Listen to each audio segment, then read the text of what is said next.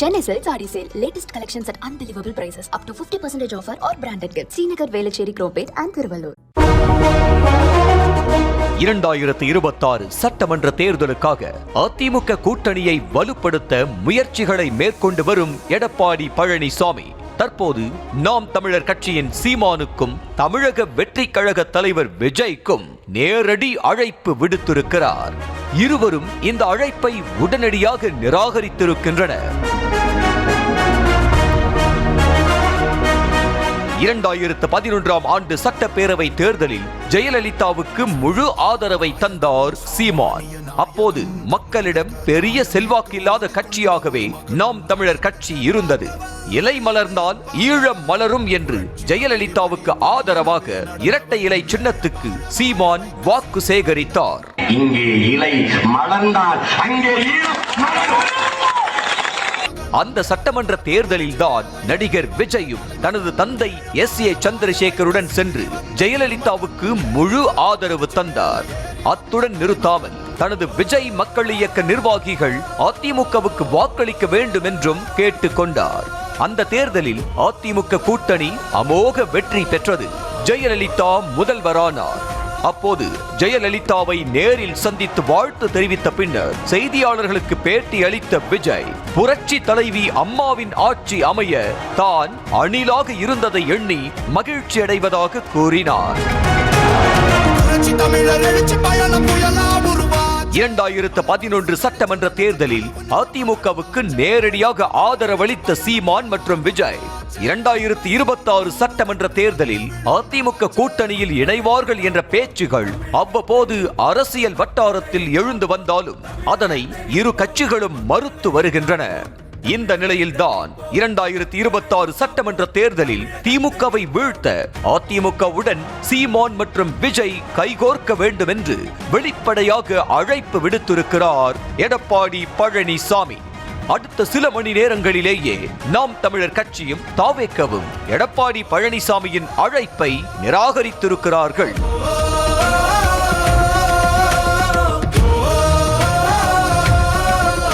திமுக கூட்டணியில் இருக்கும் விசிக மற்றும் கம்யூனிஸ்ட் கட்சிகள் தங்கள் கூட்டணிக்கு வந்தால் ரத்தின கம்பளம் விரித்து வரவேற்போம் என்று கூறி இந்த கட்சிகளுக்கு ஏற்கனவே எடப்பாடி பழனிசாமி அழைப்பு விடுத்திருந்தார். எடப்பாடி பழனிசாமி விரிப்பது வஞ்சக வலை, ரத்தம் படிந்த கம்பளம் என்று கூறி அவரின் அழைப்பை திமுக கூட்டணி கட்சிகள் நிராகரித்தன. அனைத்து இந்திய அண்ணா திராவிட முன்னேற்ற கழகத்தை பொறுத்த வரைக்கும் எங்க கூட்டணியில் சேர்கின்றவர்களுக்கு ரத்தன கம்பளம் விரிச்சு வர இருக்கின்ற கட்சி அண்ணா திமுக கட்சி.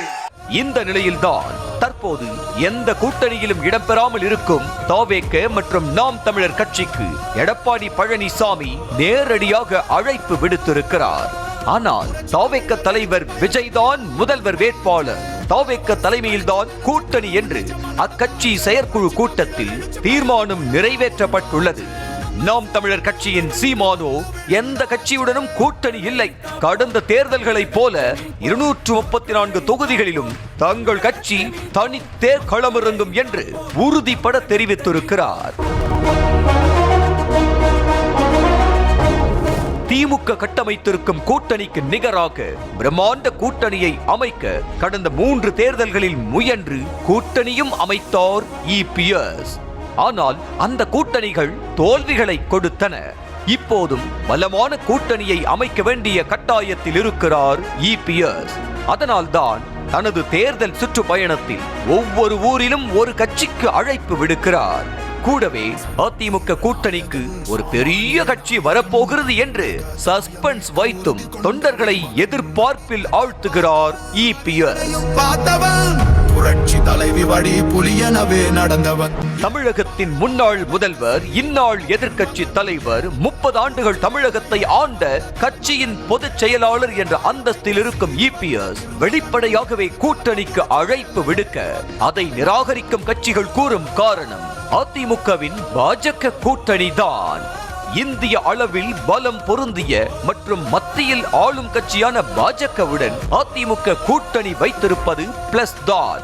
ஆனால் அதுவே இங்கு அதிமுகவுக்கு மைனஸ் ஆக இருக்கிறது. பாஜக இல்லாத அதிமுகவை ஆதரிக்க இபிஎஸ் அழைத்த கட்சிகள் தயாராகலாம். அதே சமயம் பாஜகவுடனான கூட்டணியை கைவிட அதிமுக தயாராகுமா என்பதில்தான் இபிஎஸ்ஸின் மெகா கூட்டணி மேஜிக் அடங்கியிருக்கிறது. தமிழர் எழுச்சி பயணம் புயலா Chennai Silk Saree Sale. Latest collections at unbelievable prices. Up to 50% offer or branded gifts. Srinagar, Velachery, Cropate and Thiruvallur.